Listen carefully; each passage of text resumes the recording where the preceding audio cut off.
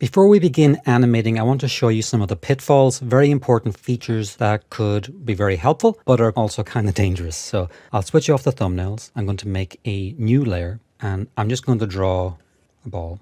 So let's say we start making new exposures. I'm going to make these both 1/10 of a second. And on the second exposure, again, I'm using F1 and F2 to toggle from one to the other. Let's say on the second exposure, I move the ball. This is great. Now I can even begin to think about doing some simple animations without even drawing. I can just reposition this thing.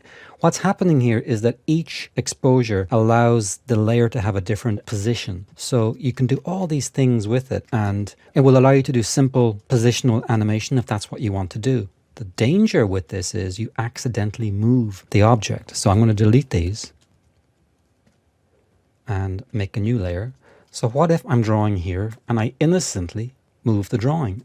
It's easy for this to happen without knowing it, and very potentially dangerous. So if you do need to move an object, I recommend either you do it with the select tool and then it will move it on both. That's one way of doing it.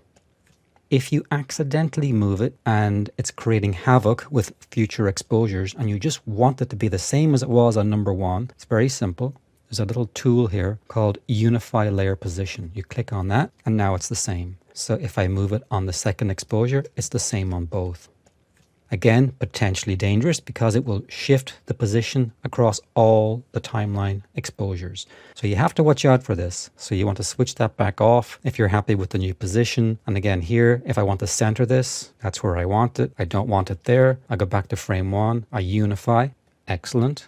But now I want to switch unify off. So that's extremely important to watch out for. It's a real gotcha. When I began using this animation aspect of Photoshop, I became so annoyed with it, I just walked away from it for about a year. And that was a big mistake. So all you need to do is be aware of that potential landmine and be careful in your workflow that you don't accidentally move layers.